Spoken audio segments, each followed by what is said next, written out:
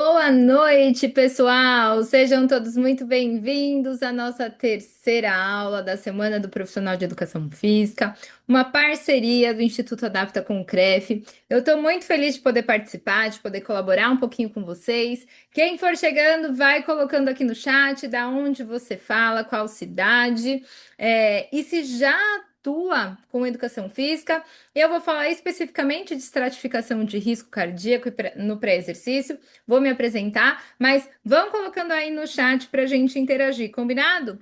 Galera, para quem não me conhece, eu sou a professora Carla Montenegro, eu sou profissional de educação física como você, tenho a minha formação voltada para a área da saúde, então fiz especialização, mestrado e doutorado em ciência da saúde, tenho certificação internacional pelo Colégio Americano de Medicina do Estilo de Vida em Medicina do Estilo de Vida, atuo em São Paulo, sou personal trainer de grupos especiais, mas também, desde 2009, eu atuo dentro do Hospital Israelita Albert Einstein, o qual eu tive a oportunidade de transitar em diversos setores. Comecei na medicina preventiva, fui para a parte de ambulatórios de especialidades, ambulatório de diabetes, o qual eu faço parte até hoje, ambulatório de transplantes, de geriatria, e desde 2019 atuo dentro do centro de reabilitação.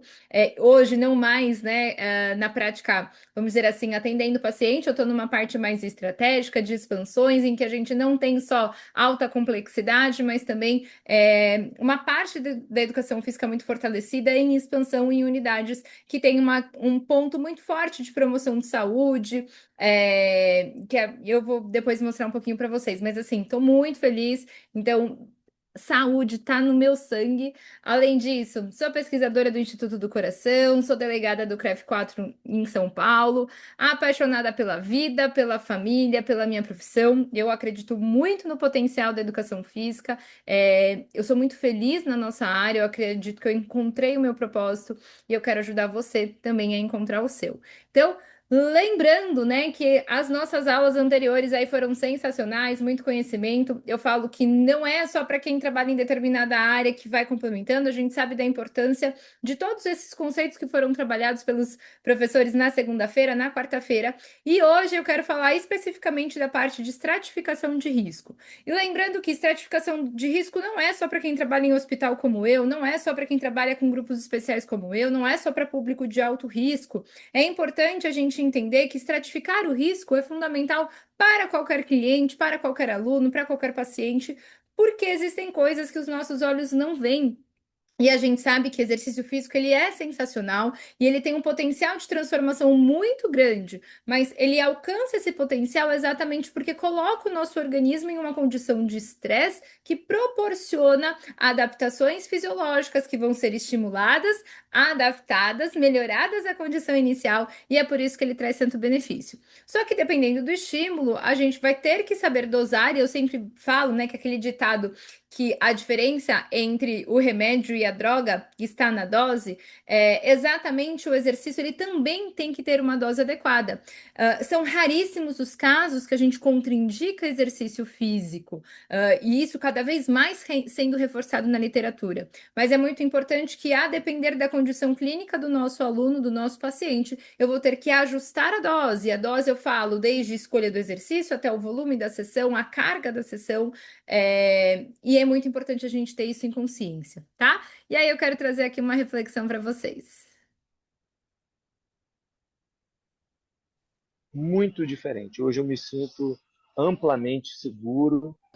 Não, não, a diferença é gigantesca, né? Porque, em primeiro lugar, assim, tu tem uma confiança maior, né, no que diz respeito ao próprio atendimento ali, na hora do atendimento, né?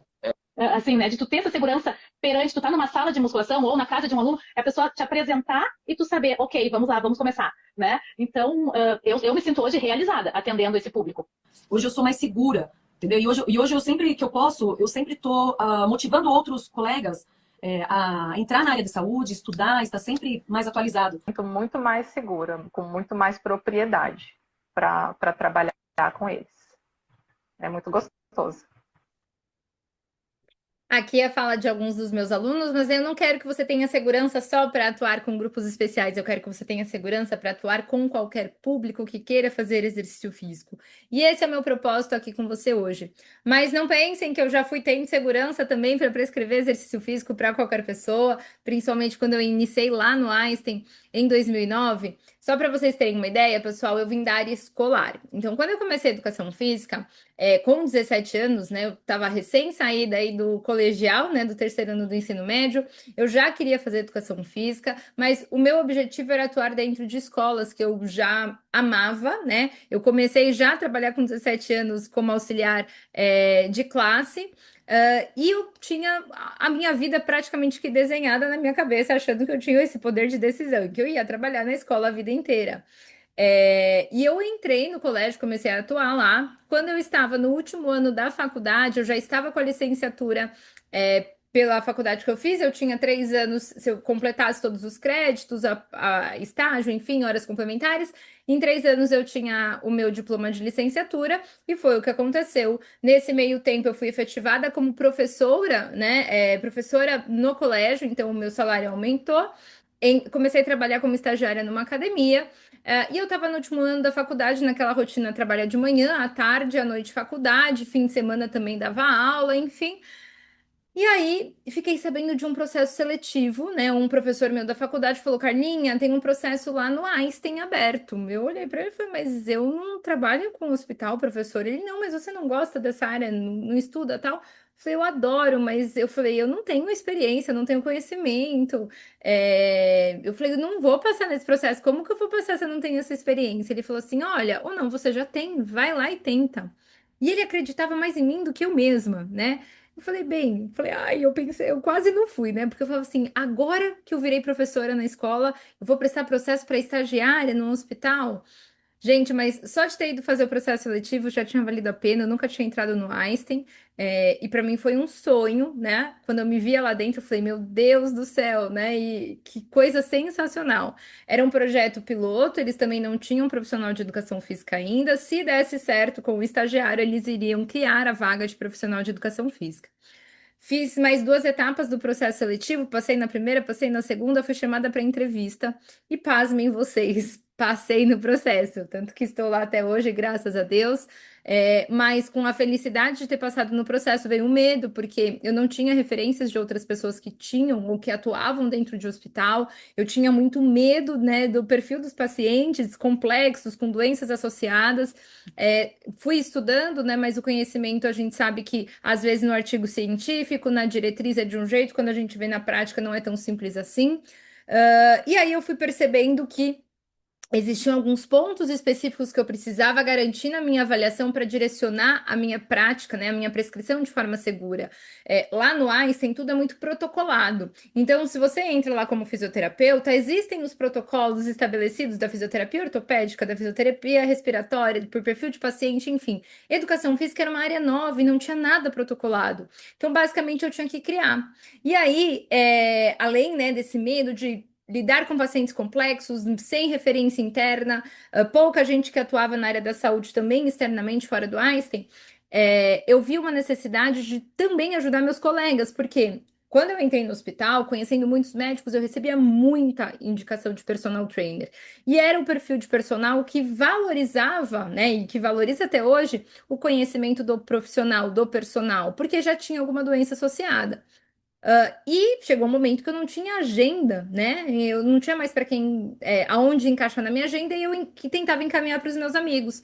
E os meus amigos não queriam pegar esses alunos. Eu falava, gente, mas é aluno que paga bem, né? Então, na época, eu tô falando 2009, pagava em torno de R$ 180 a hora. E aí, eu falava, mas como assim você não vai aceitar, né? E eles falavam, Carlinho, eu tenho medo, não sei o que fazer, não sei o que avaliar, tal, nananã. Eu falei, gente, eu preciso ajudar os profissionais também, né? Então, eu vi uma demanda muito grande da população, né? Então, cada vez mais conhecia pessoas que estavam envelhecendo, que estavam tendo doenças, cardíacas, hipertensão, diabetes, câncer, depressão, e que não estavam sendo acolhidas pelo profissional de educação física porque não tinha profissional capacitado. Eu falei, bem, atender todo mundo eu não consigo, mas vou minimamente ajudar outros profissionais de educação física que também querem ajudar as pessoas através do exercício.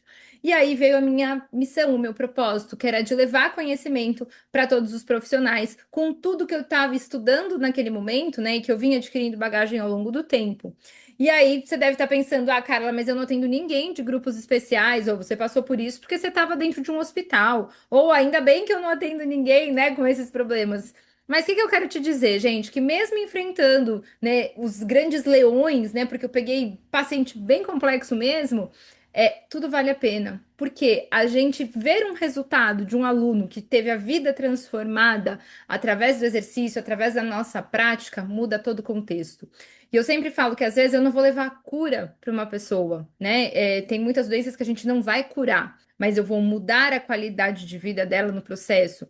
A gente lida com o idoso, eu não vou trazer um rejuvenescimento, mas eu vou melhorar a funcionalidade dele para ao longo da vida, para ele poder usufruir da vida da forma que ele sonhou, talvez com os netos, talvez com a família, talvez viajando, talvez sozinho, fazer um novo estudo, enfim. Isso quem pode fazer somos nós, como profissionais da saúde, como profissionais de educação física, que temos nas nossas mãos a caneta que prescreve não uma medicação. A gente prescreve um potencial de transformação da vida do aluno através do exercício. É algo que nenhuma medicação vai conseguir fazer, a gente faz com o exercício. Só que para eu garantir segurança na prescrição, eu preciso saber avaliar. E por que que é importante avaliar, gente? Primeiro, porque eu preciso de segurança. E quando eu falo em segurança, é para mim e também para o meu aluno. Então, eu preciso ter a segurança no direcionamento da prescrição para que o meu aluno faça o exercício com segurança de acordo com a condição clínica dele. Ter as ferramentas corretas levam segurança, saber a condição real do aluno leva segurança, mensurar a evolução do aluno leva segurança. A gente tem que saber se está dando certo ou não está dando certo a nossa prescrição, o que que eu preciso mudar frente a tudo isso. Então, é importante a gente entender que quando você tem conhecimento, você sabe quais indicadores utilizar e, consequentemente, ter segurança para avaliar e prescrever. E mesmo que você atue na área do desempenho, no perfil mais fitness, pessoal, se a gente não sabe, né, mensurar a evolução, eu tô dando um tiro no escuro. Tá dando certo? Será que realmente tá dando certo a minha prescrição? E falo para vocês, com tanta inteligência artificial hoje que tem no mercado, se a gente não souber agregar valor ao atendimento, facilmente a gente é substituído. E eu não quero que a gente seja substituído, porque o que a gente entrega como persona, vamos dizer assim, né, como uma pessoa, como um profissional, é muito diferente do que uma IA pode entregar somente num treino. Nós não somos somente prescritores de treinos, nós somos promotores de saúde. Então é importante a gente também ter esse reconhecimento, tá? Carla, mas o que que isso vai diferenciar de tudo que eu já aprendi de avaliação? Pessoal, existem N indicadores de avaliação e o que eu quero trazer para vocês é que eu preciso ter conhecimento para saber diferenciar o que que eu vou utilizar em determinado aluno que não vou utilizar no outro. Então, uma avaliação, por exemplo, de um idoso que veio, vou dar um exemplo de um aluno que eu estou atendendo hoje como personal. Ele é um aluno que eu já atendi numa reabilitação cardíaca, porque ele sofreu uma arritmia há um tempo atrás, ficou internado, fez ablação, enfim, e agora ele retornou comigo após um diagnóstico de câncer de fígado, teve que fazer um processo de cirurgia para retirada do fígado e agora está em tratamento quimioterápico, com 74 anos. Então, os objetivos são diferentes, funcionalidade diferente, passou mais de um mês internado, perdeu muito músculo. Meu objetivo principal no início era colocar ele em pé, mas eu também não podia esquecer do histórico cardíaco dele, então preciso avaliar o risco cardíaco dele naquele momento. Não vai ser a mesma avaliação que eu aplicaria para um outro perfil de paciente, por exemplo, de 20 e poucos anos, com pré-diabetes tipo 2, que quer emagrecer e controlar a glicemia. Então, olhem a diferença. É a mesma avaliação? Não. Não tem sentido eu aplicar a mesma avaliação.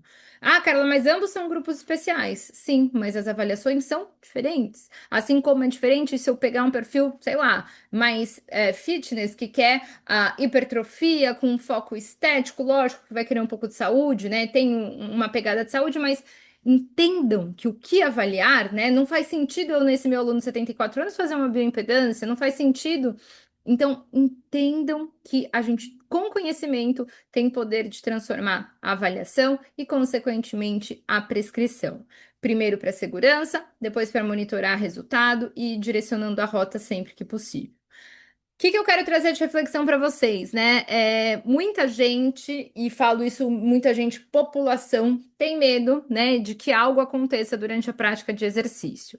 Então, infelizmente, muitas notícias acabam assustando a população frente a situações como essas que eu estou trazendo aqui para vocês, do esquerdo que faleceu em campo, né, que é o zagueiro uruguaio que morreu com 27 anos de idade aqui em São Paulo em um jogo de futebol, assim como o que aconteceu a morte do Gabriel Ferreira, que morreu na academia com 18 anos de idade durante o treino, assim como aconteceu há pouco tempo também lá na maratona, eu não lembro direito qual foi a prova, se foi meia maratona, maratona lá no Rio Grande do Sul.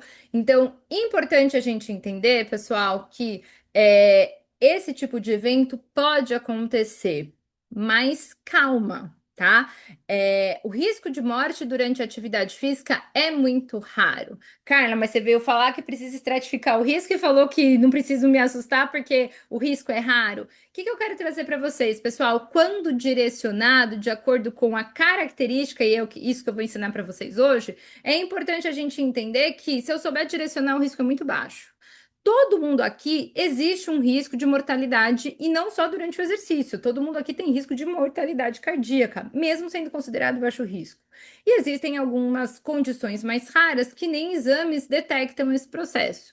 O que eu quero trazer para você? Que um evento cardíaco durante o esforço, ele acontece, ó, em 1,5 milhões de horas de exercício físico vigoroso para homens, um para cada 36,5 milhões de horas de moderado vigoroso para mulheres, e usualmente relacionados a pessoas que já apresentam sinais e sintomas de doenças cardíacas. Lógico que esse risco é muito maior, e aqui, de acordo com a literatura do Colégio Americano de Medicina do Esporte, é 50 vezes maior em sedentários do que em pessoas ativas.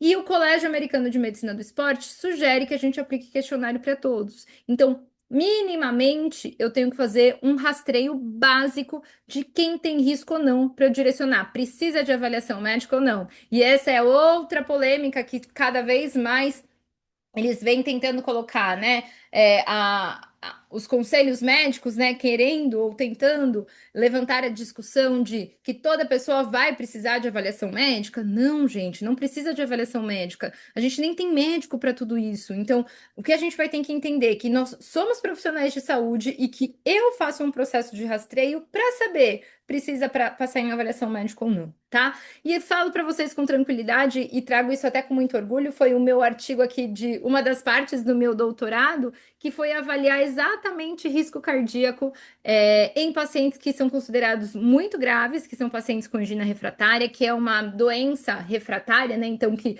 mesmo sendo tratada, ela não ela não minimiza os sintomas. Então, aquela pessoa que tem dor no peito, tem angina em mínimos esforços, e o mínimo esforço, estou dizendo, tomar banho tem dor no peito como se fosse infarto, mesmo já tendo feito revascularização, mesmo tomando todas as medicações possíveis e imagináveis para aterosclerose, ainda sente dor do infarto ao mínimo esforço. E o que eu mostrei aqui, né, através do exercício físico da reabilitação, nesse artigo eu não mostrei a melhora, mas eu tenho isso dentro do meu doutorado. Mas eu mostrei que medindo troponina, que é o principal indicador, né, de exame de sangue que a gente faz quando uma pessoa está infartando, antes e pós exercício e até 2 horas depois, mesmo treinando no limiar de dor de angina, de dor no peito, não tem alteração de troponina. Ou seja, eu não gero isquemia cardíaca, eu não gero morte de células cardíacas através do exercício. E depois, no doutorado, eu provei que a longo prazo a gente ainda gera melhora em sistema, tá? Então, o que eu quero trazer para vocês? Que mesmo em pacientes graves, se a gente souber trabalhar, a gente vai trazer benefício e de forma segura. Carla, mas isso é muito hipotético, pessoal. Aqui trouxe um dado para vocês desse ano, do começo do ano até, mais de 134 mil mortes aconteceram no início do ano por conta de doença cardíaca. E isso vai aumentar, né? A gente sabe que, pela Organização Mundial de Saúde, 500 milhões de pessoas vão desenvolver doenças até 2030 por conta de inatividade física. A doença cardíaca ainda é a principal causa de mortalidade. Deixa eu só aqui pegar minha canetinha, ó. No Brasil e no mundo, tá? a gente tem um processo de envelhecimento populacional. Antigamente a gente tinha aqui uma pirâmide, hoje a gente tem quase que um cone, né? Então antes a gente tinha poucos idosos e muitas crianças. A gente tem menos crianças nascendo, as pessoas envelhecendo mais, vivendo mais. Carla, significa que envelhecer é sinônimo de adoecer? Não, significa que as pessoas estão envelhecendo, estão ficando mais tempo expostas a outros fatores de risco que favorecem o desenvolvimento de doenças. Então, é muito difícil um idoso chegar aos 90 anos sem nenhuma doença, é muito difícil não ter hipertensão. Não é que é impossível, tá? Então, eu sempre falo, não é normalizando a doença, mas é falando que o envelhecimento favorece o desenvolvimento de muitas doenças. Mas não é só envelhecimento. Olha esse dado aqui para vocês entenderem que em apenas 9 anos, o número de infartos em pessoas com menos de 40 anos cresceu em 59% no Brasil. Não sei a idade de vocês, coloquem aqui no chat, mas já abro para vocês a minha. Eu tenho 36 anos e eu posso estar aqui nesse risco de mortalidade cardíaca de ter um infarto precoce antes dos 40 anos. E isso representou um crescimento de 59%. O que eu quero trazer para vocês? Que a gente tem populações diferentes, necessidades diferentes, não existe guideline, diretriz para pessoa, existe para doença, existe diretriz de exercício físico para pessoas com diabetes, existe diretriz de exercício físico para cardiopatas, para hipertensos, para pessoas com fibromialgia, não existe para Carla. Não existe para Dona Maria, não existe para o José, que tem 41 anos, está com sobrepeso, com inatividade física, trabalha 10 horas por dia, está estressado. Não existe, né? Para Dona Maria, que tem diabetes, hipertensão, fibromialgia, doenças associadas. Então, o que eu quero trazer para vocês? Cara, você está falando para parar de estudar diretriz? Não, pelo amor de Deus. Eu estou querendo trazer para vocês de forma integrada o que a gente tem como base científica e que funciona na prática, tá? Nós atendemos pessoas e não doenças. Combinado? Então, ó, por que é importante estratificar o risco? Para reduzir eventos adversos durante a prática de exercício físico, para direcionar as nossas condutas de forma segura e individualizada. Carla, mas eu atendo em grupo. Beleza, mas a gente consegue otimizar, trazendo segurança para um grupo também, dando opções, né? De, olha, se você está mais cansado, como que eu mensuro o cansaço? Vamos fazer o teste da fala, gente? Cantem comigo uma música. Então, assim, a gente consegue, mesmo em aulas coletivas, fazer ajuste de carga de forma individualizada. Isso é muito importante. Referenciar pacientes que necessitam de avaliação cardiológica. Então, quando eu identifico um paciente de alto risco que vai precisar de avaliação, quem vai falar para ele que precisa? Bem, se você não fizer uma estratificação, ele não vai saber e não vai fazer, e aí ele vai ter risco de ter um evento. Então, é importante a gente entender que nós somos os profissionais de saúde que mais temos contato com o paciente, com o cliente, com o aluno no dia a dia.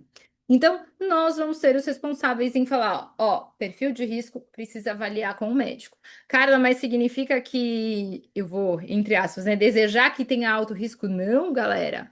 Na verdade, toda vez que eu falo para um paciente, ó, precisa fazer um exame, não é querendo assustá-lo, né, ou torcer para que realmente ele tenha um alto risco e falar, acertei. Não, é para garantir a segurança. Eu falo, eu espero que volte com tudo zerado, mas, de acordo aqui com algumas questões apontadas, é importante passar em avaliação.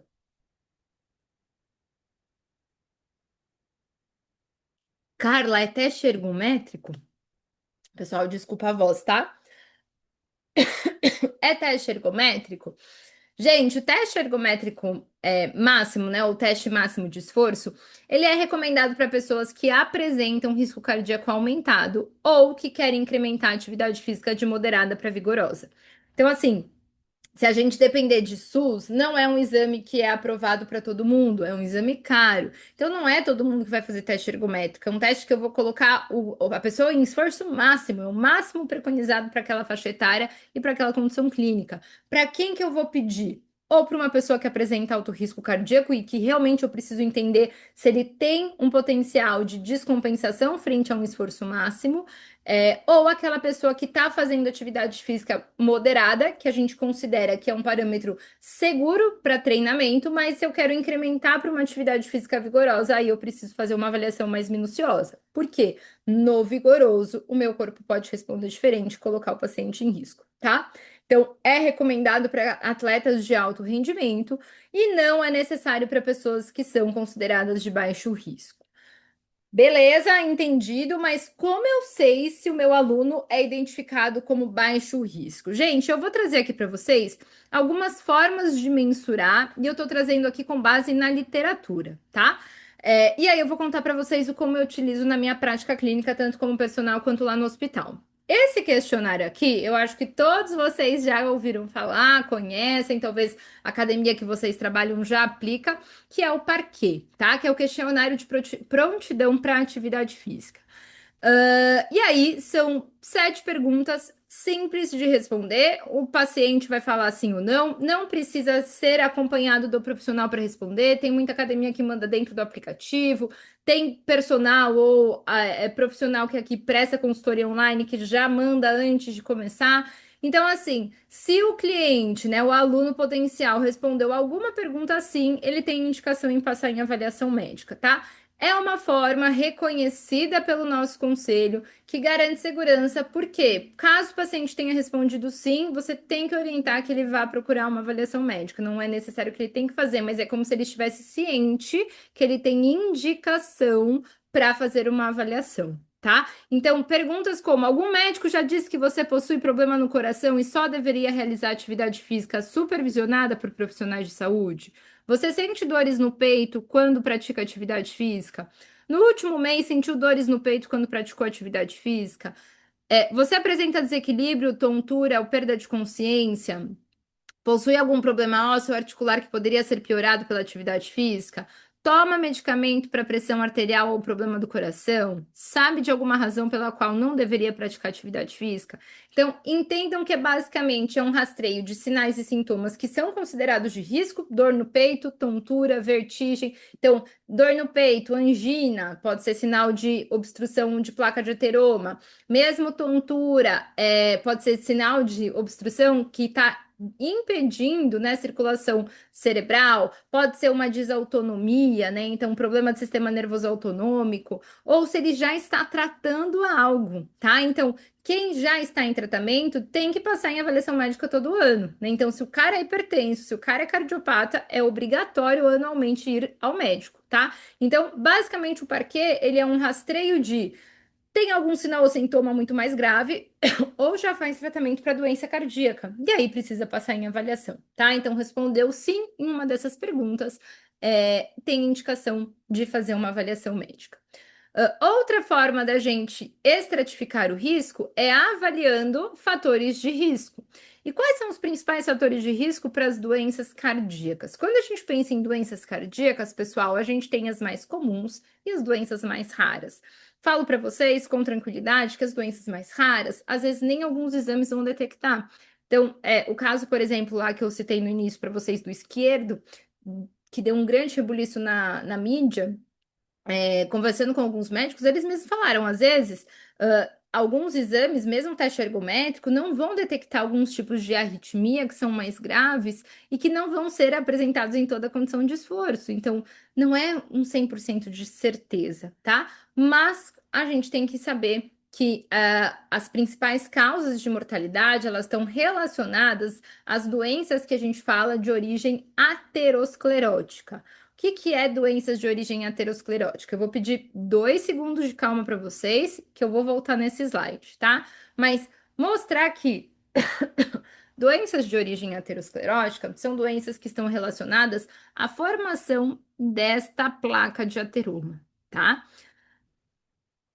E falo para vocês, se eu viver até os 80 anos, eu vou ter placa de ateroma. A grande questão é o quanto de placa de ateroma eu vou ter. Por quê, pessoal? A placa de ateroma, ela se forma num processo de exposição a fatores de risco que lesionam a parede do endotélio, que é essa parede da artéria em contato com o sangue.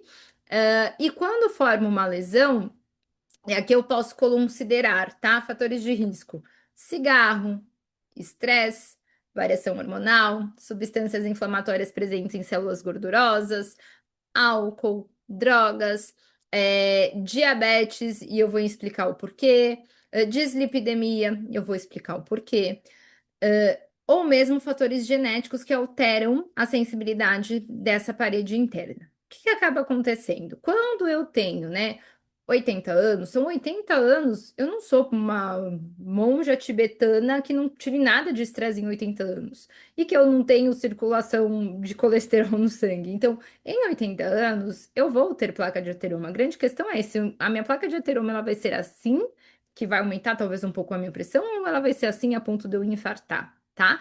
Então, o que eu quero? E por isso que quando a gente fala aqui idade é um fator de risco.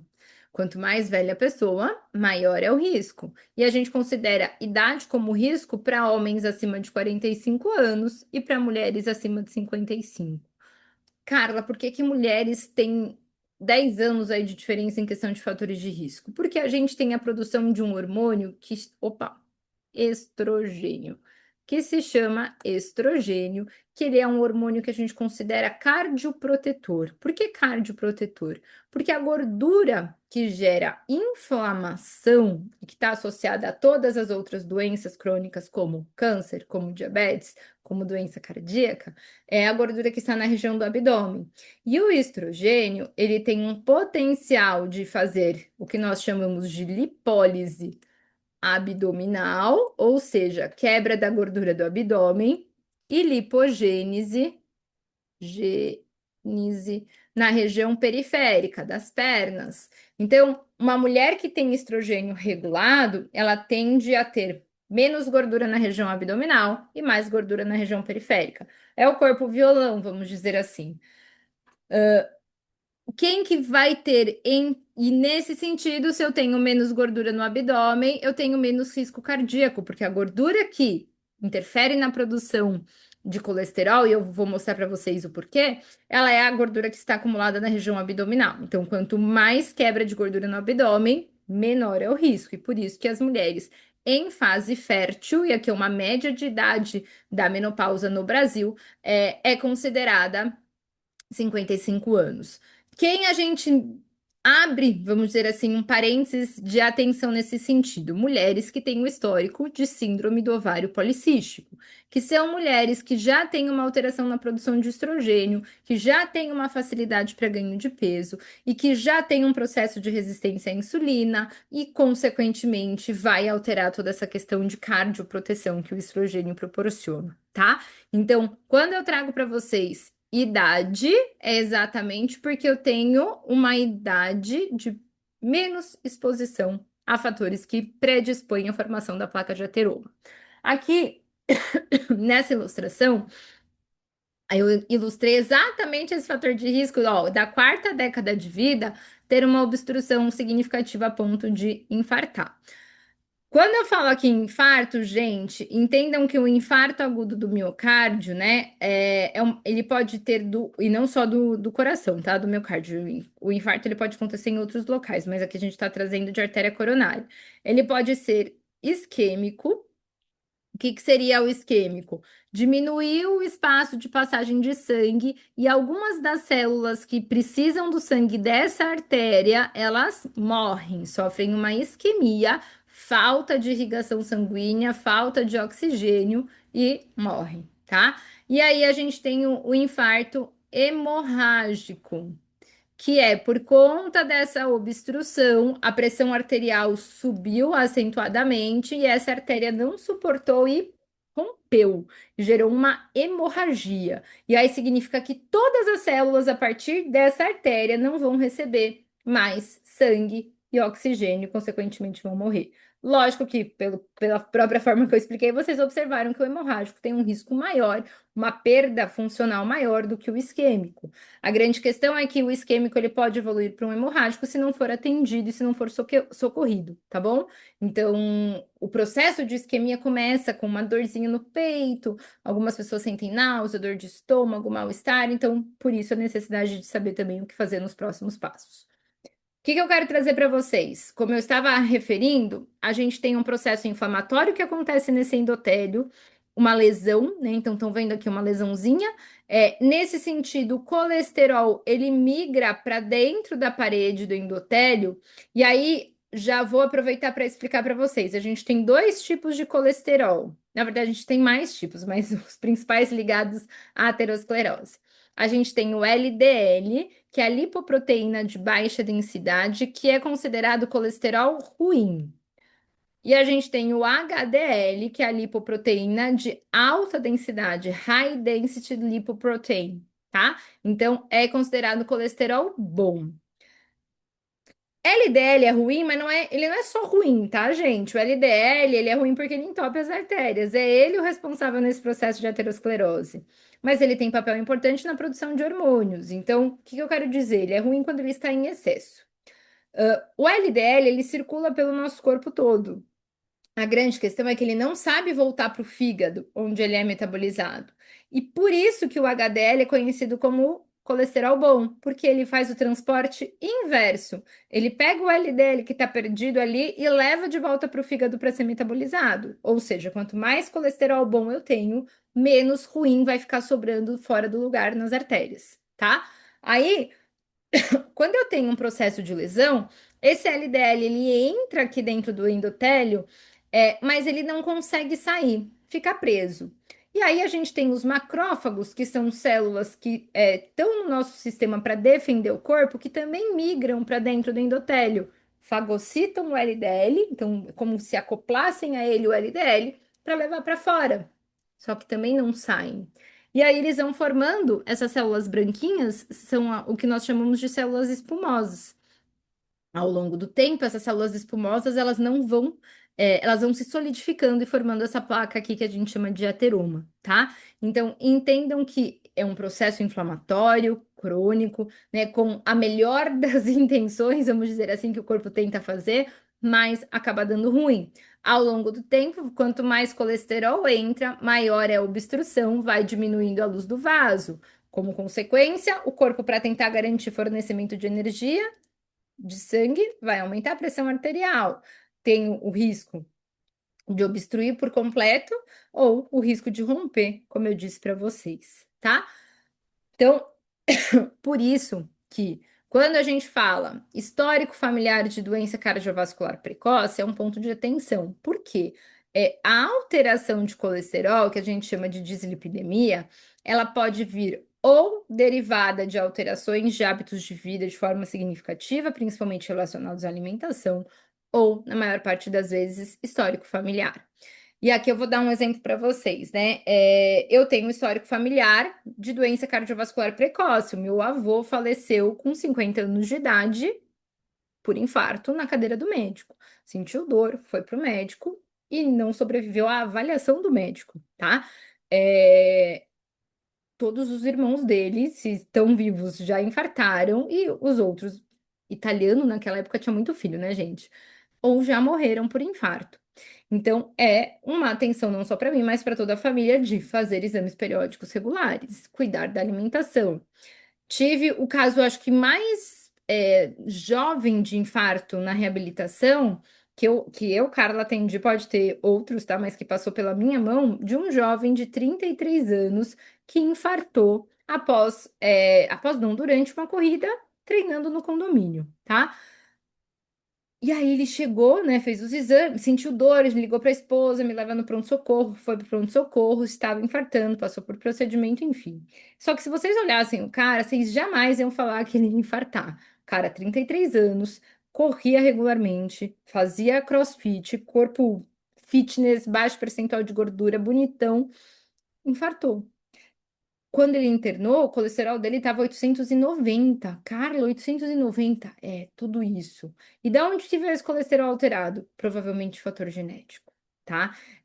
Antigamente não se fazia exame de sangue em crianças. Homem não tem o costume de ir em médico anualmente, nunca tinha feito exame de sangue, nunca tinha visto que tinha um colesterol tão alterado como esse, até infartar. Com 33 anos, com shape, vamos dizer assim, cuidando da alimentação, baixo percentual de gordura, fazendo exercício regularmente, mas tem um colesterol alterado por conta de genética. Então, fator genético é importante, tá? Tabagismo,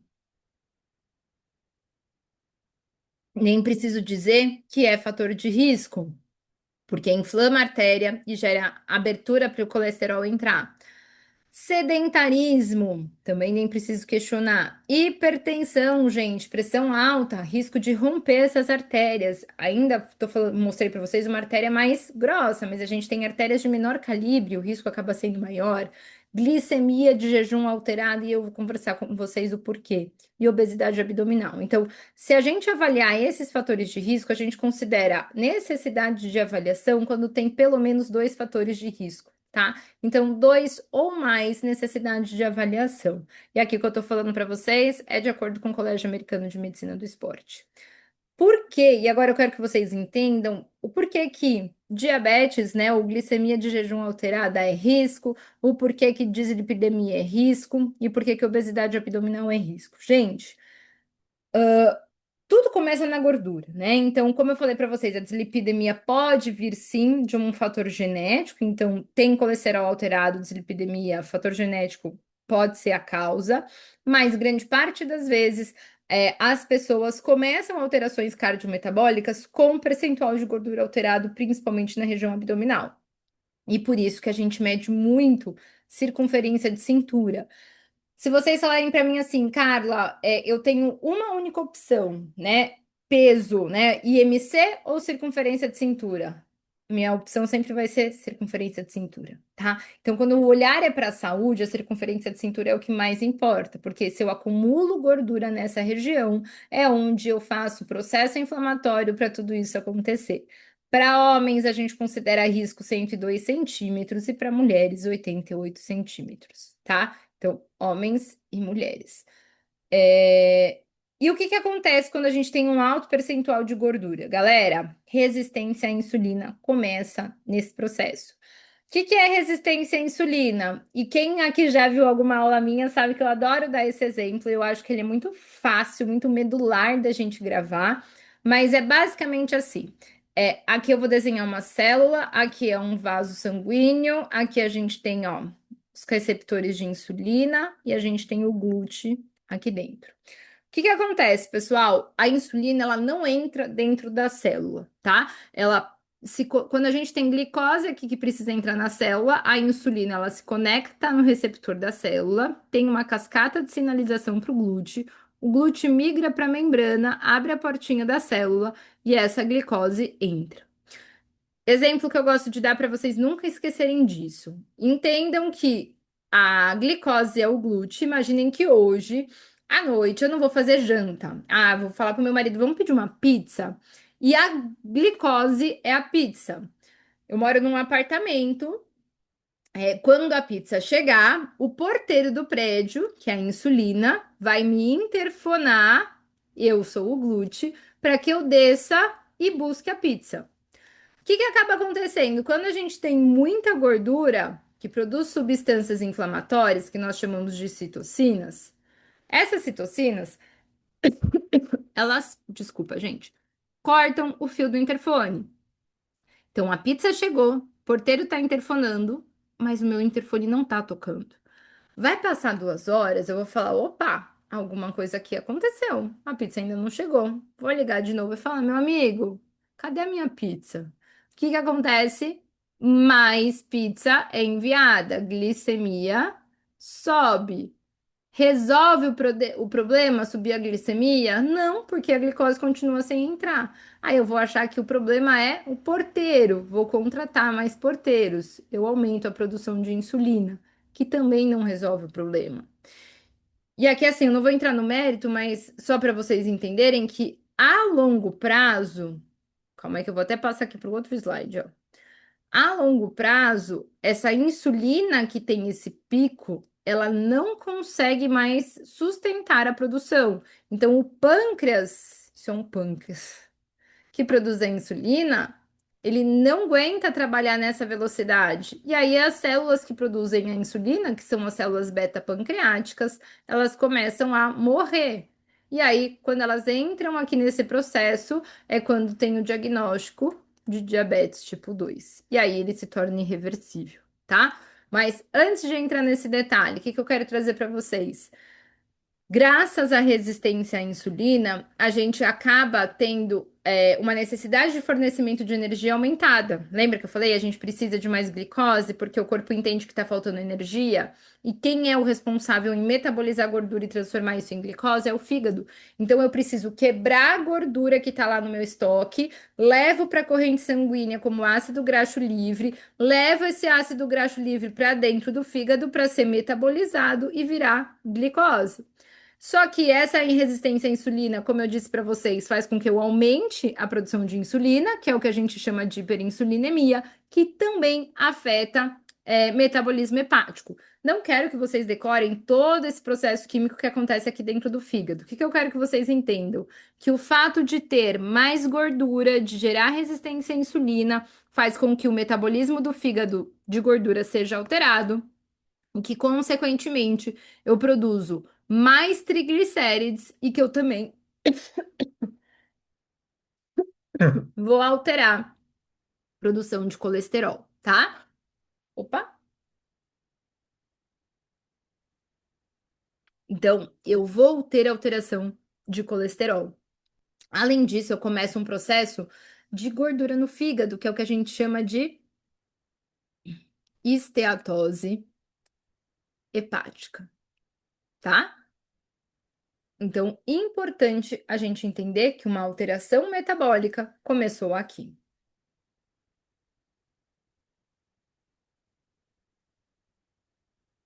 Carla, você disse que glicemia em jejum também é risco. Por que que glicemia em jejum também é risco? Porque, pessoal, como eu disse para vocês, gordura, glicemia alterada, resistência à insulina alterada, o corpo começa a aumentar a produção de glicose. Geralmente, o que aumenta primeiro é essa glicemia pós-prandial, mas já falo para vocês, são poucos os médicos que vão pedir um exame específico para acompanhar esse pós-prandial, que é o pós-refeição, tá? Quem aqui já engravidou, já teve que fazer esse exame, que agora é obrigatório no pré-natal, que é o teste de tolerância oral à glicose, que é quando a gente colhe sangue, toma um líquido doce, daqui 1 hora mede de novo, daqui 2 horas mede de novo. Isso calcula a resistência à insulina.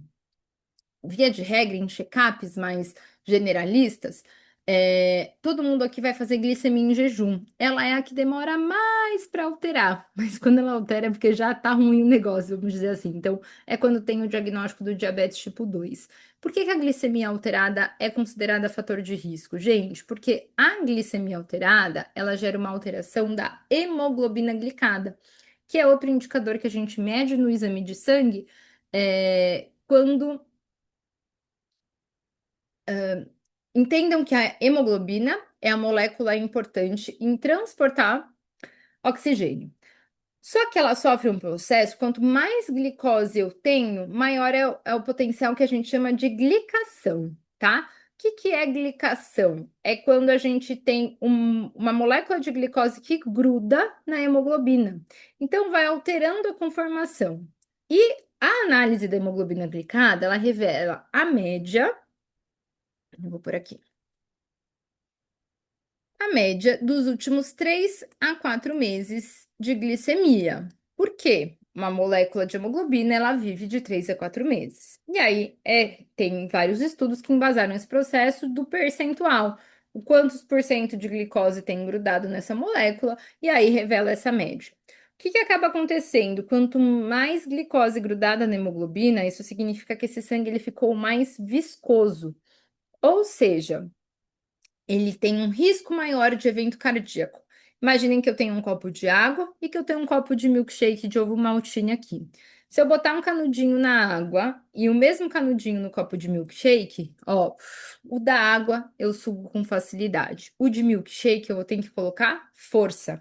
Então, sangue de uma hemoglobina glicada alterada, ele fica viscoso. Viscosidade. Sangue viscoso, eu preciso de uma pressão arterial maior para esse sangue circular. Se eu preciso de uma pressão arterial maior, maior risco dessa artéria romper. Além disso, o atrito entre o sangue e a parede do endotélio é maior. Lembra que eu falei para vocês que diabetes era um fator de risco para lesão na parede do endotélio? Por quê? Maior atrito, tá? Então, é importante a gente entender. Nesse sentido, pensando nesses fatores de risco apresentados para vocês, o que eu quero que vocês entendam? Quem é jovem, assintomático e tem até um fator de risco, a gente considera como baixo risco. Risco moderado é que tem 2 ou mais fatores de risco, mas não tem sintomas.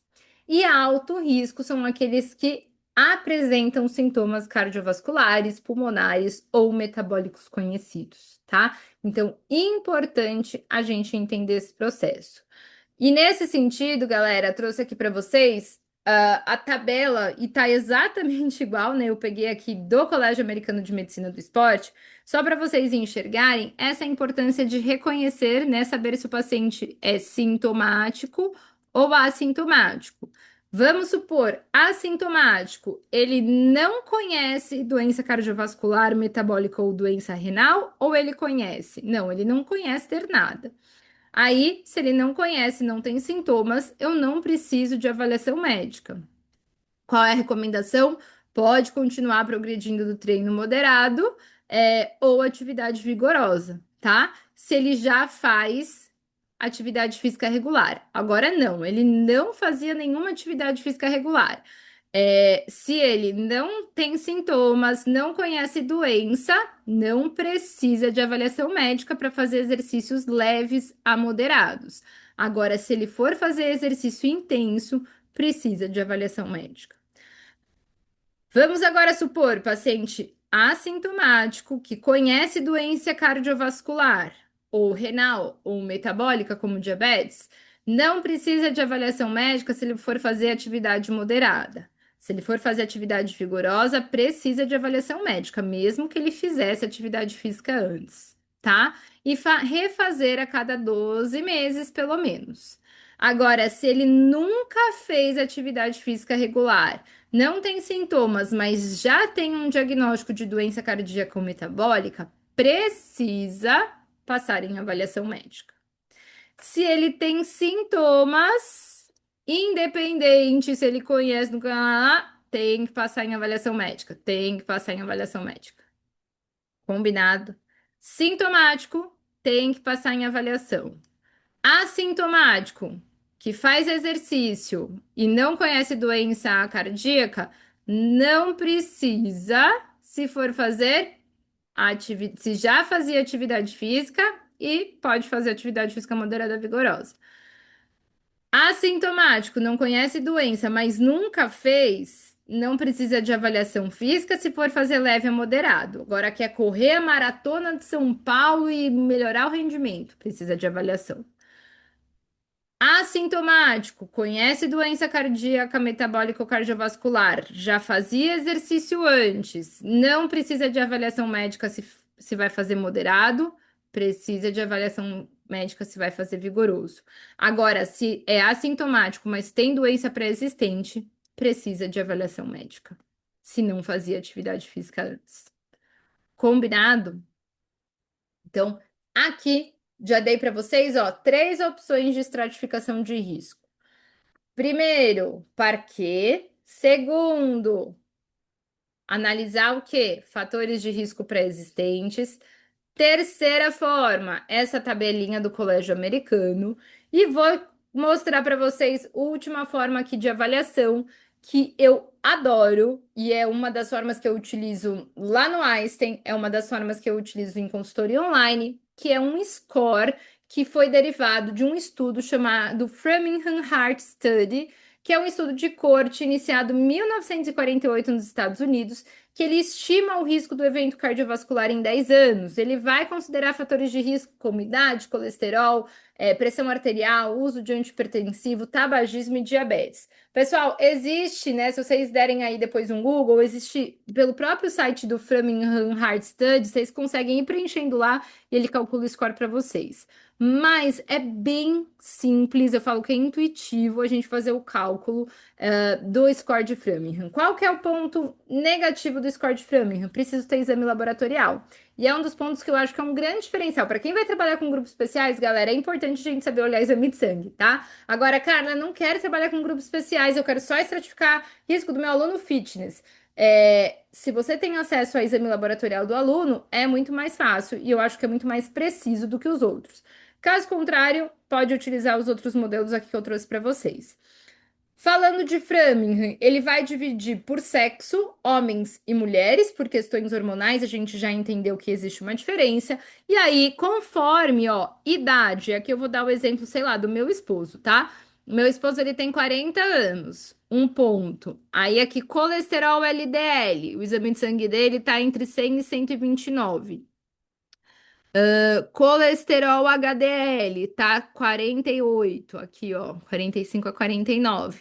Pressão arterial dele, ó, o último exame dele, a sistólica estava 130 e a diastólica estava menos de 80, ó, 1. E aí, diabetes, não tem diabetes, não fuma. E eu vou somar. 1,000, 2 pontos. E aí eu vou vir aqui, ó, total de pontos, 2 pontos. Qual que é o risco dele? 4%, tá bom? Isso a gente considera risco baixo. Se for mulher, vou pegar o meu exame aqui. Calma aí que depois eu mostro para vocês a tabelinha. Fiquem tranquilos que vocês vão poder dar print, tá? Mulheres, aí eu vou pegar o meu exemplo que eu tô com um exame mais na cabeça.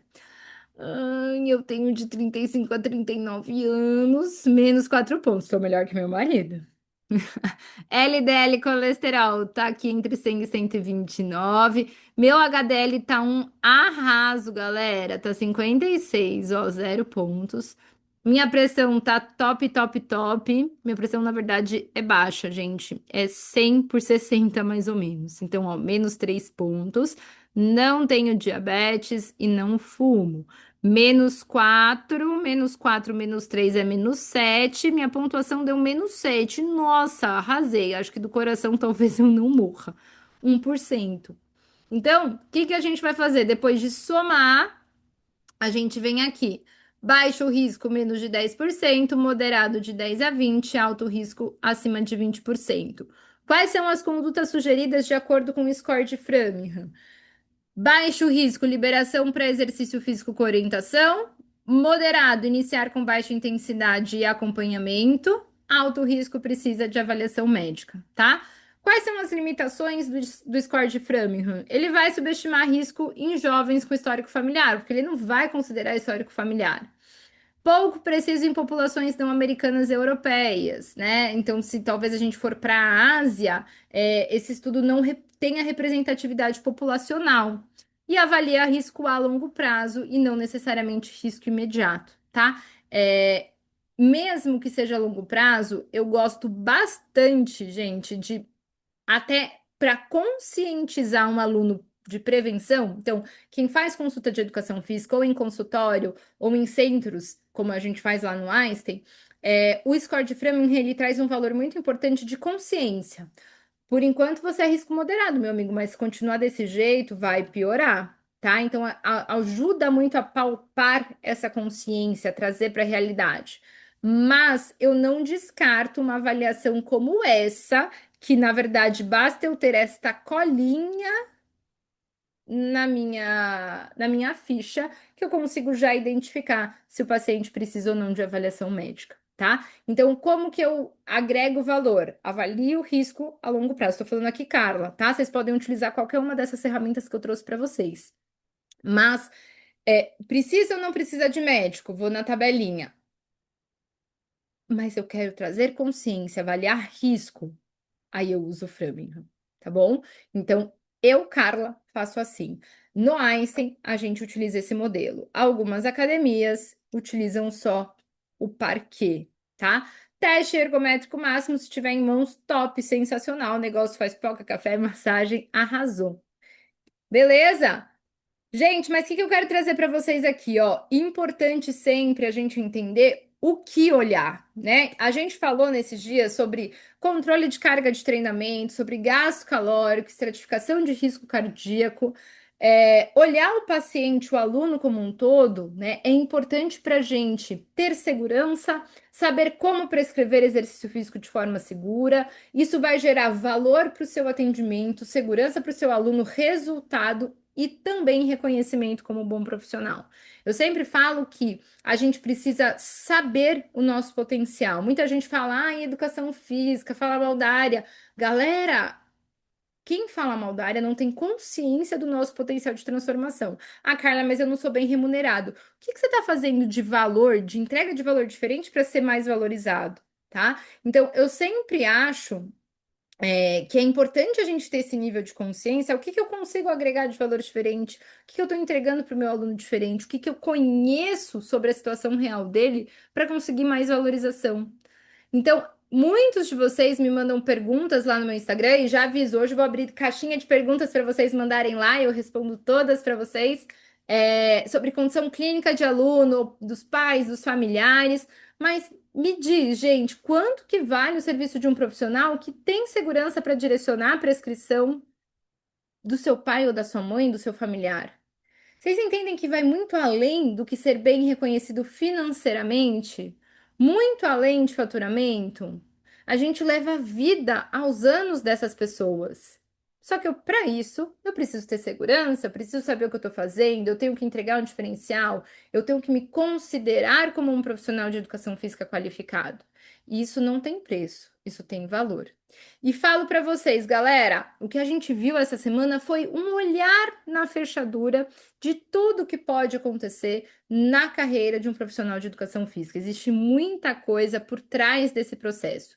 E eu vou pedir para vocês, né, mais uns minutinhos para vocês entenderem uma oportunidade muito boa que a gente quer trazer para vocês. E aqui eu vou representar o Instituto Adapta, que fez essa Semana do Profissional de Educação Física em parceria com o CREF de forma sensacional e que quer oferecer algo diferente para você que quer dar um próximo passo, para você que quer se sentir valorizado, reconhecido, com mais conhecimento, qualificação para agregar valor no seu atendimento, independente se for na academia, como personal, dentro de um hospital, em uma empresa, né? Então, hoje com NR1, tanta coisa boa que a gente pode causar na saúde mental da população e se empoderar do papel de profissional de educação física real, que causa transformação. E por isso que eu quero apresentar para vocês os cursos de pós-graduação da área da educação física que o Instituto Adapta oferece. O Instituto Adapta, ele tem diversos cursos na área da saúde, que vai de cursos médicos, profissionais de educação física, fisioterapia, entre outras áreas, mas hoje eu quero mostrar para vocês os cursos da educação física. E óbvio, vou começar com o curso que eu faço parte, lidero, e na verdade o curso inteiro é gravado por mim, que é o curso EAD de prescrição de exercício físico para grupos especiais, em que vocês já me conheceram, né? Então, sou eu que vou ser a mentora, eu que gravei todas as aulas, e vou abordar com vocês as principais doenças e grupos especiais para vocês da avaliação à prescrição a terem condições de conseguir avaliar de forma correta, direcionar o raciocínio e prescrever para idosos, cardiopatas, hipertensos, pessoas com diabetes, câncer, hipertensão, fibromialgia, COVID, AVC, HIV, ansiedade e depressão, análise de exames, medicina do estilo de vida, ensino vocês sobre entrevista motivacional, como trabalhar em clínicas de prevenção primária, como a atenção na atividade física e prevenção. Tem um módulo de metodologia científica, e aqui eu já abro um parênteses, todos os cursos da Adapta têm um módulo de metodologia científica, mas não tem obrigatoriedade de TCC, são reconhecidos pelo MEC, pessoal, mas o MEC não exige mais TCC, tá bom? Então, não tem mais TCC. Os cursos são EAD, então todas as aulas são gravadas e disponibilizadas para vocês dentro de uma plataforma em que vocês conseguem navegar. Isso é sensacional porque você gerencia o seu tempo, consegue assistir e reassistir as aulas quantas vezes quiser. Tem material para vocês baixarem e aplicarem no mesmo dia em todos os cursos. E aqui estou mostrando para vocês o de grupos especiais, que é a área que eu atuo, que é a área que eu quero compartilhar o meu conhecimento. Mas existem outros cursos de educação física que podem se encaixar com o seu perfil. Então, vou trazer aqui para vocês, por exemplo, o curso EAD de musculação e treinamento personalizado, em que a gente tem aí como líder o professor Tavico Moscatello, grande referência em personal trainer, foi a pessoa que trouxe o conceito de personal trainer para o Brasil, mas você vai estar entre os melhores, professor Mário Charro, Anderson Aoki, Rui Calheiros, Glaucia Bragion, a Rosana Raeli, eu estou dentro do curso, professor Silvio Pecoraro, professor Ailton Figueira, professora Bianca Ramalo, entre outros nomes que vão dar base para vocês falando de biomecânica, cinesiologia e fisiologia, musculação, treinamento personalizado, e aqui no personal não é só sobre conceitos técnicos de prescrição, mas também de marketing, desenvolvimento pessoal e como que eu consigo aumentar o meu faturamento como personal trainer, nutrição aplicada, e a gente sabe, né? Eu não vou sair prescrevendo dieta, mas o que que eu preciso de conceitos de nutrição para gerar resultado para o meu aluno de musculação e personal trainer. E o módulo de metodologia científica, como eu disse para vocês, que está em todos os cursos, sem a necessidade de TCC.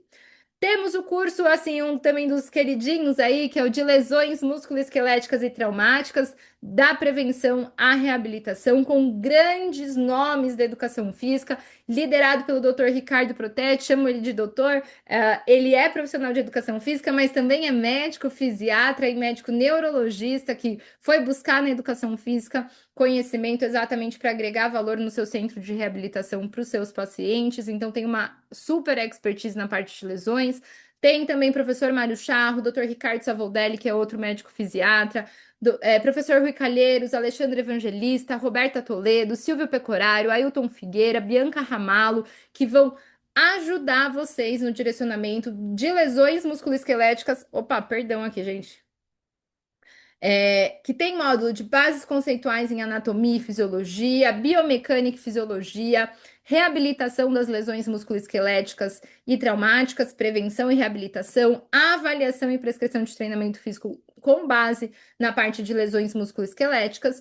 Gente, sensacional! E ó, 60% das pessoas no Brasil sofrem de algum tipo de dor ou lesão musculoesquelética. Olha a importância.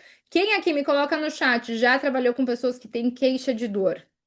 Será que eu avaliei de forma correta? Direcionei a prescrição? Podia, não podia fazer determinado movimento? Tá aqui, tá? Esse curso tá sensacional. Curso de Fisiologia do Exercício, pessoal, liderado pelo professor Everton Crivói. Everton, que eu tenho o prazer de dividir lá espaço dentro do Einstein, então é o nosso responsável pelo espaço Einstein, né? Então a parte de preparação física. Além dele, temos o professor Mário Charro, Gisele Monteiro, Rui Calheiros, Felipe, Elke, eu mesma, o Brendo, que também está lá com a gente no Einstein, o Ebert e a professora Bianca Ramalo, entre outros professores que estão no curso, que vai abordar a fisiologia do exercício, fundamentos e sistemas fisiológicos, a parte de fisiologia clínica do exercício, biomecânica, avaliação física e funcional, planejamento e prescrição de treinamento físico, prática baseada em evidência, tópicos avançados em treinamento de alto rendimento, em treinamento na reabilitação em condições especiais e metodologia científica. Pessoal, fisiologia do exercício, acho que todo mundo aqui gosta, né? Eu acho que é um curso bem bacana e que sempre tem o que agregar ao nosso conhecimento. Curso de pós-graduação EAD em Nutrição e Suplementação Aplicada à Saúde, Exercício e Esporte, liderado pela professora doutora Bianca Ramalo. A Bianca, que é sensacional, além de doutora, né, e profissional de educação física, ela também é nutricionista. Junto com ela, nomes como o professor Mário Charro, Sueli Longo, Rui Calheiros, Andréa Zacaro, Rosana Raeli, eu, Silvio Pecoraro, Ailton Figueira e Gláucia, falando, galera, de nutrição aplicada ao exercício físico, saúde e esporte, suplementação aplicada ao exercício, saúde e esporte, fisiologia básica e aplicada, avaliação e prescrição do treinamento físico e metodologia científica. Acho que a parte de nutrição a gente sabe que fundamental, né, para a gente conseguir ter valor, resultado no exercício físico, a gente precisa combinar uma boa alimentação. E esse curso vai ajudar muito para quem quer aprofundar o conhecimento em nutrição e suplementação da saúde ao esporte. Temos também o curso de treinamento feminino, emagrecimento, saúde e estética da Menarca Menopausa. Para quem quer trabalhar com esse grupo, que é sensacional, que somos nós mulheres, liderado pela professora Gisele Monteiro, juntamente comigo, o professor Luiz Polito, o Jarbas, Bianca Ramalo, Rui, Alexandre Evangelista, Mário Charro, entre outros nomes, que vão abordar, né, bases conceituais em anatomia, fisiologia e biomecânica, avaliação física e nutricional com base na prescrição de treinamento físico para mulheres, prescrição de treinamento físico para mulheres, análise, diagnóstico e diretrizes relacionadas a assuntos exclusivos ao universo feminino, menarca, gestante, pós-parto, menopausa. tá? Então tá bem robusto esse curso, módulo de metodologia científica, para quem quer trabalhar com mulher, para quem quer entender como direcionar de forma assertiva a prescrição para mulheres, esse é o curso. Curso de biomecânica aplicada à prescrição de treinamento físico, galera, liderada pelo professor Mário Charro, junto com o Dr. Ricardo Savoldelli, Alexandre Evangelista, Rui Calheiros, Roberta Rica, Roberta Toledo, André Bley, Silvio Pecoraro, Ailton Figueira, Rodrigo Maciel, para quem ama biomecânica, para quem quer entender biomecânica, falando sobre bases conceituais em anatomia e fisiologia, bases conceituais em biomecânica, biomecânica aplicada ao treinamento, avaliação e prescrição do treinamento físico e metodologia científica. E, gente, olha aqui que sensacional! Eu já vou explicar para vocês o que a gente vai trazer de diferente para quem está participando da Semana do Profissional de Educação Física. Ó, o último curso que eu vou apresentar para vocês é das pós-graduações em Educação Física, né, do Instituto Adapta, cursos, como eu disse para vocês, EAD, então 100% EAD. O curso de Ciências do Exercício e Esporte, liderado pelo professor Ailton Figueira Júnior, junto comigo, com o professor Mário Charro, Anderson Aoki, Rui Calheiros, Valdecir, José Edson, Silvio Pecoraro, Lucas Tavares, Bianca Ramalo, que vai abordar fundamentos da ciência, exercício e esporte baseado na anatomia, fisiologia do exercício e biomecânica, prevenção e reabilitação de lesões musculoesqueléticas, prevenção e reabilitação de doenças cardiorrespiratórias, prevenção e reabilitação das doenças metabólicas, prevenção e reabilitação das doenças imunológicas, prevenção e reabilitação no envelhecimento, prevenção e reabilitação das doenças oncológicas, prevenção e reabilitação das doenças psiquiátricas e metodologia científica. O que eu quero reforçar com vocês, pessoal? Todos os cursos com professores mais renomados do Brasil, que tem não só teoria, mas aplicabilidade prática, que vai trazer para vocês um diferencial na atuação profissional. Todos os cursos são 100% EAD, então aulas gravadas e disponibilizadas dentro da plataforma para vocês verem e reverem quantas vezes quiser. Não tem TCC, combinado? Com acesso imediato a partir da matrícula. Para quem se inscrever, né, os mais comprometidos. Galera, a gente vai abrir inscrições para matrícula no domingo, às 9 horas da manhã. Só que os mais comprometidos, então todo mundo que se matricular até às 13 horas do domingo, você vai escolher o seu livro preferido dentre esses para ganhar 100% gratuito entregue na sua casa. Então, inscrições vão abrir no domingo, às 9 horas da manhã. Se programem. Quem se inscrever até às 13 horas vai ganhar, vai receber em casa o seu livro, que pode ser o Manual de Musculação, Musculação e Hipertrofia, Exercício para Grupos Especiais, eu estou aqui como autora, Atividades Físicas, Fundamentos e Aplicações Práticas, também estou como autora, Tratado de Musculação, professor Mário Charro, professor Ailton, Musculação e Emagrecimento, professor Ailton Figueira. Então, dentre esses 6 livros, você vai poder escolher qual você quer receber em casa. Além disso, os mais comprometidos, quem se inscrever no domingo até às 23 horas e 59 minutos, ainda vai ganhar a mentoria O Profissional de Educação Física 360, que são 4 encontros online com especialistas nas áreas de domínio, que são essas áreas que eu trouxe aqui para vocês dos cursos: biomecânica, musculação, nutrição e suplementação, lesões, treinamento feminino, fisiologia do exercício, medicina do esporte e grupos especiais. E todo mundo que se inscrever, a gente vai ficar 5 dias disponíveis aí com as matrículas abertas, a partir, né, vamos dizer assim, de domingo, na parceria CREF e Instituto Adapta. Vocês vão ganhar a mentoria Adapta Express, que é um encontro presencial para posicionamento do profissional de educação física no mercado digital. Não se engane se você não se organiza no digital, ou seja, se você não sabe como ter rede social que vende, como automatizar suas mensagens, como precificar o seu trabalho, entregar valor, você está deixando muito potencial da internet no lixo. Carla, sensacional! Só que quanto que é o valor de investimento desse curso de pós-graduação? Gente, seria justo o curso, qualquer um deles, o valor de investimento, e todos têm o mesmo valor de investimento, tá, gente? Seria justo custar R$ 9.997, porque se vocês somarem a pós-graduação e todos os bônus, seria esse valor. Mas já falo para vocês que não é esse o valor de investimento. O investimento pelos cursos de pós-graduação EAD do Instituto Adapta é de 12 mensalidades de R$ 597, ou à vista com desconto R$ 5.997. Só que, ó, se vocês entrarem no site da Adapta, esse é o valor, tá?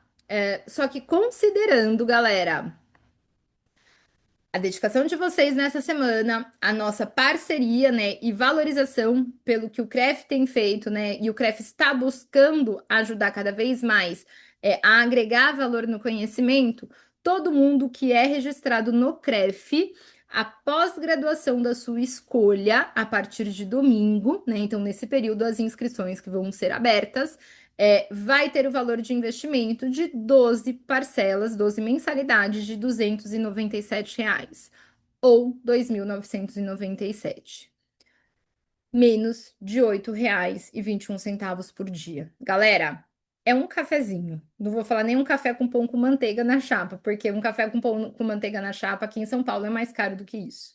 Então, com R$ 8,21 por dia, você tem o potencial de transformar a sua vida profissional.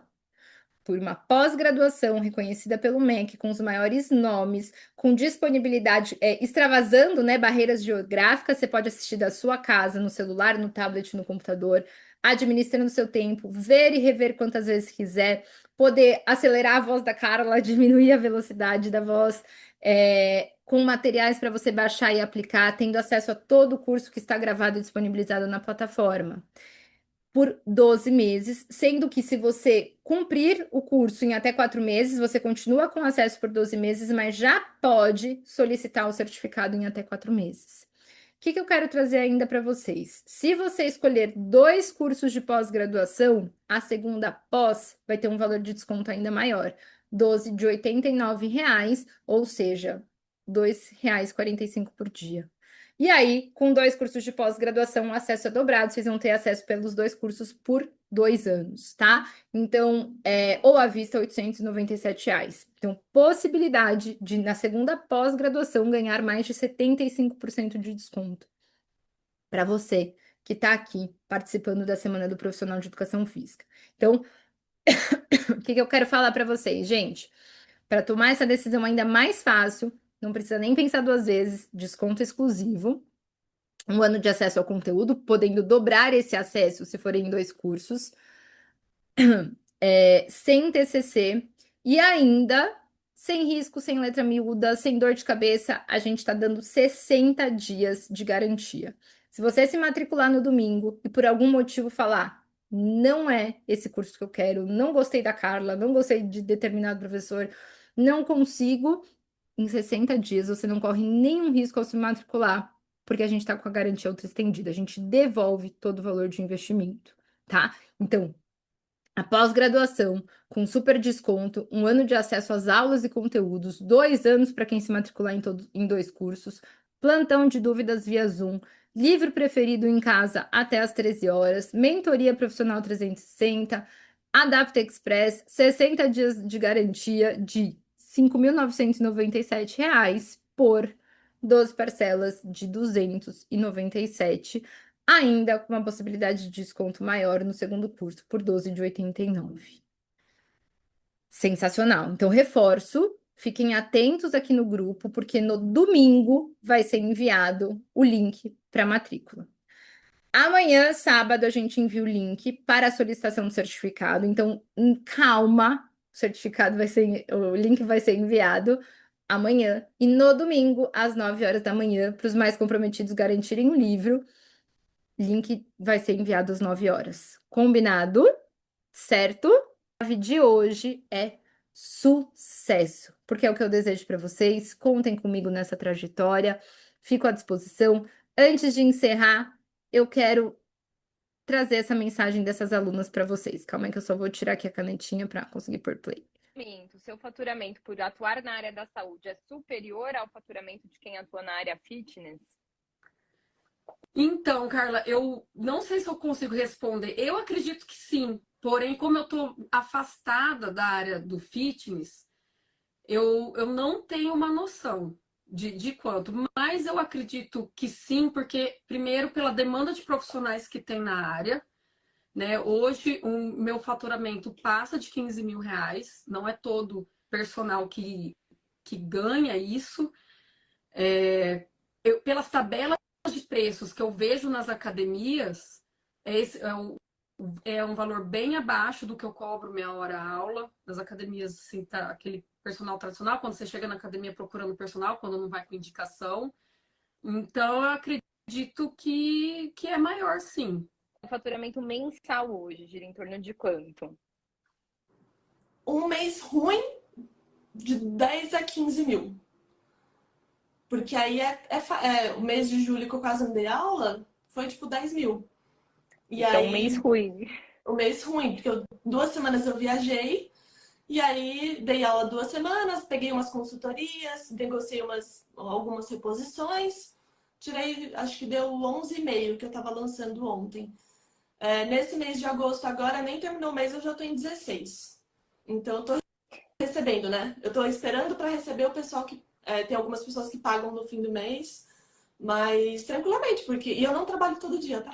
Eu ia te perguntar, você trabalha... Qual é o seu período de trabalho? Todos os dias de manhã, eu dou em torno de 4 aulas. Segunda-feira à tarde e sexta à tarde. A partir de semana que vem, terça, quarta e quinta, eu não vou mais trabalhar à tarde. Eu vou ficar só na consultoria ou treinar, terapia, fazer o que eu quiser. Fazer a unha. Então, terça, quarta e quinta, não vou mais fazer personal. Eu vou fazer só coisa de online e ficar em casa mesmo. Eu quero essa qualidade de vida para mim. Isso Galera, e é isso que eu desejo para vocês. Ó, domingo, então, às 9 horas da manhã, vão abrir as inscrições com condições exclusivas para os registrados do CREF, nessa parceria linda, para você que participou da Semana do Profissional de Educação Física. Lembrando que as aulas vão ficar disponíveis até amanhã, sábado, às 23 horas e 59 minutos. Depois elas vão sair do ar. O link de certificado vai ser enviado amanhã, sábado, dentro do grupo do WhatsApp, então não saia de lá para receber o link. Palavra-chave de hoje é sucesso. E vou abrir caixinha de perguntas lá no meu Instagram, então @carla.gpmontenegro, vai lá, começa a acompanhar meu perfil. Se tiver alguma dúvida, manda na caixinha dentro dos meus stories, combinado? E ó, queria encerrar com essa frase de Stephen Covey que fala: eu não sou um produto das minhas circunstâncias, eu sou um produto das minhas decisões. E eu de verdade espero que todas as nossas decisões sejam positivas e que tragam sucesso para nossa carreira, assim como eu desejo para você. Então, de verdade, espero você desse lado, na nossa área de alunos, dentro aqui de algum dos cursos do Instituto Adapta, porque está sensacional, professores muito, muito, muito, muito bons que vão transformar a carreira de cada um de vocês nesse sentido. Agradeço a atenção, galera. Ó, vai lá no meu Instagram para mandar as dúvidas, tiro todas as dúvidas com calma para vocês. Um ótimo fim de semana e fiquem com Deus.